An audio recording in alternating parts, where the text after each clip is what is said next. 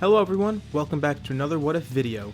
On part 3 of this series, we concluded with the Cell games ending much better than normal, which you can watch linked in the description below. Cell is defeated by a newly empowered Gohan, as well as Broly finally learning to control Super Saiyan. Paragus has also accessed Super Saiyan as well, but didn't get as much use out of it as the others, and we'll address that in this part. Now, as we know, we're moving into the Buu arc next, so let's get into the time skip. Over this time, some interesting things happen.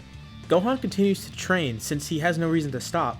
Goku is alive and Broly is around, as well as his new brother Goten, so he has people around him who are eager to train and it kinda rubs off on him. He's able to fit this in with his schedule given that he has school and all, and his training leads him to becoming the Great Saiyan Man earlier on.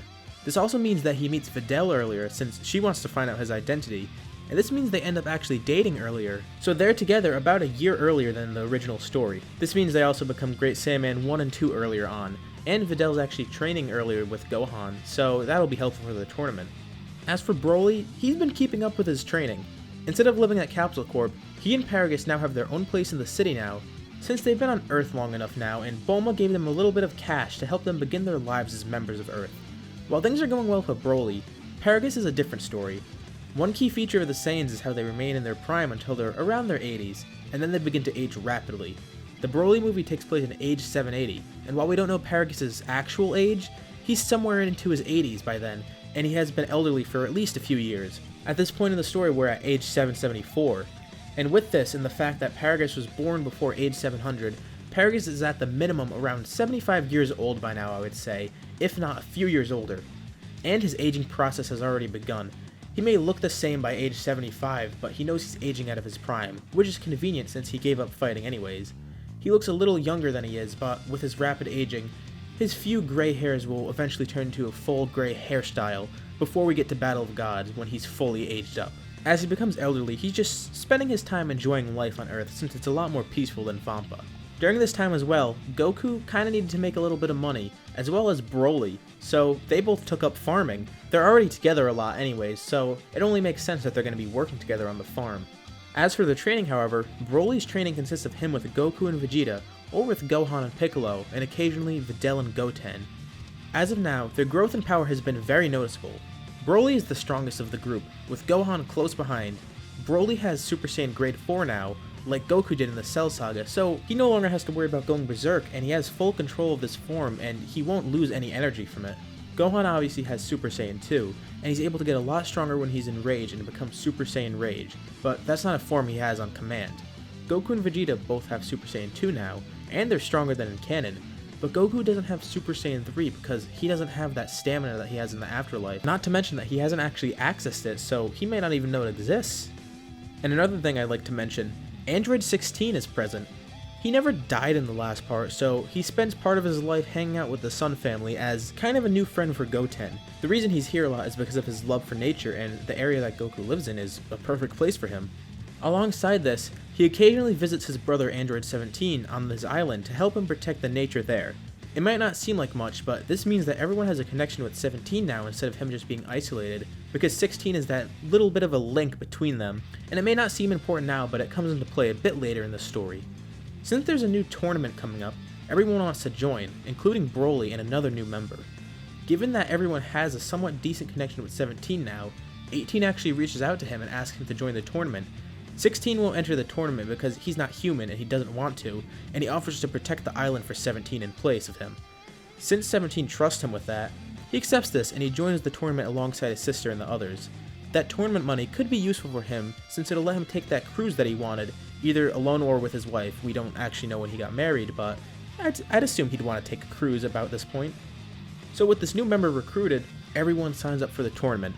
The roster is pretty much the same, except some of the characters don't make it into the tournament, that being Pintar, who's pretty unimportant, and Goten and Trunks not joining as Mighty Mask since they pretty much know that they'll be recognized since everyone else in the tournament basically knows them except for a few people.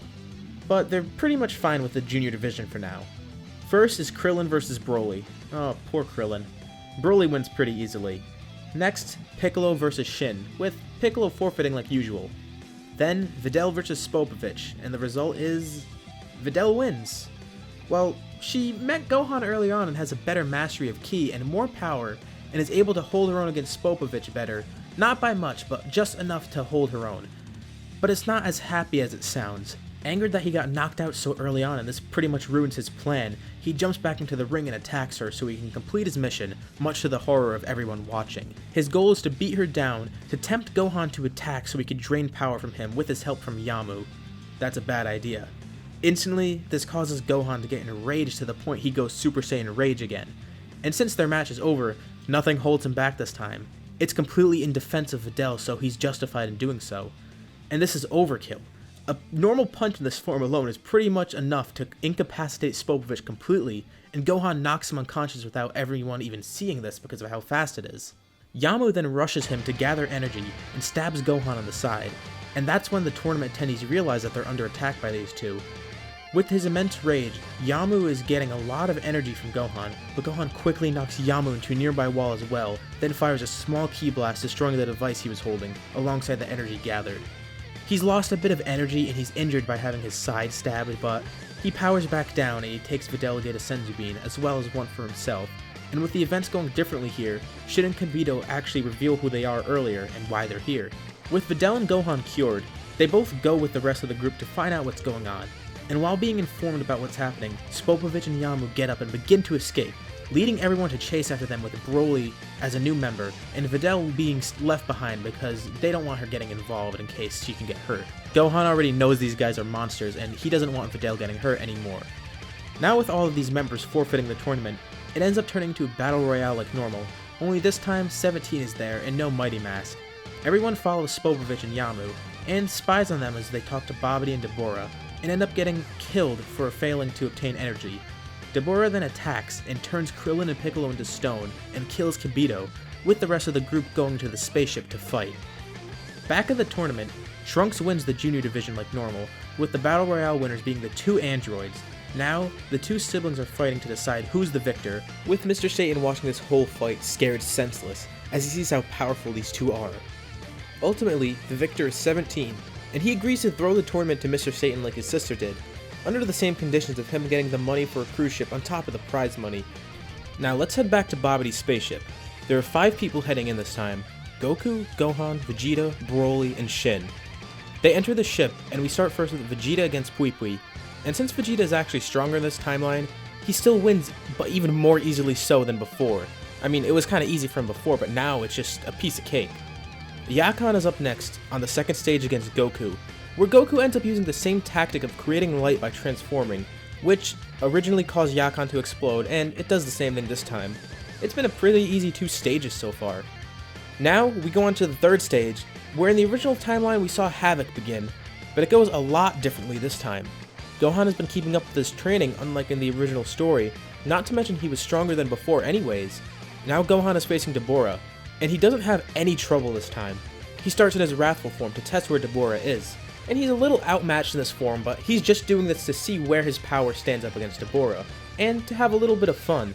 Next, he cranks it up to Super Saiyan, where he ends up matching up pretty well against Dabura, who is actually having a tough time now that Gohan is transformed again. Gohan is having a lot of fun with this since he could actually test his new power against Dabura and have no consequences because of it. But he wants to defeat Dabura quickly so they can reverse his statue effects, so he ends up eventually going to Super Saiyan 2, and with this transformation, he's easily able to kill Dabura. And yes, I said kill.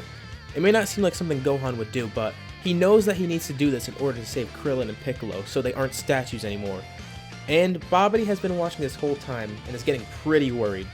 Gohan winning against Dabura pretty easily means Vegeta isn't frustrated, and Babidi doesn't notice him as a potential target for possession at first. Now with his minions dead, combined with the fact that he didn't get enough energy before because of the failure of his minions, he thinks he could possess one of these fighters to get energy out of the battles between them. He looks into their minds and sees 2 potential candidates. He sends Vegeta's Saiyan side and desires, but they aren't as strong in this timeline due to Goku being alive and Vegeta already being content with fighting him, so it may be tough to make him budge. The other target is Broly. By looking into Broly's mind, he's able to sense Broly's hidden rage and the fact that he has a fear to go berserk. The same thing here though, Babidi would have a tough time possessing him, since Broly doesn't have really any evil intentions that Babidi can manipulate to his advantage. And even if he does exploit his rage somehow, Broly has a ton of power, and he may turn berserk against Babidi, which will just end up getting him killed in the process. So now with these 2 choices, let's leave it up to a poll. Who does Babidi possess, if anyone? Does he possess Vegeta? Does he possess Broly? Or does his possession not work at all because it's kind of tough to possess either of them? Vote on the poll and we'll see in the next part which option wins. So what did you guys think about this part? And which option did you vote for and why? What may happen next? Comment your suggestions below as we prepare for the next part. As always, remember to like, subscribe, and hit the bell icon for notifications about future parts of this What If and other videos. Thank you all for watching, and I'll see you on the next part.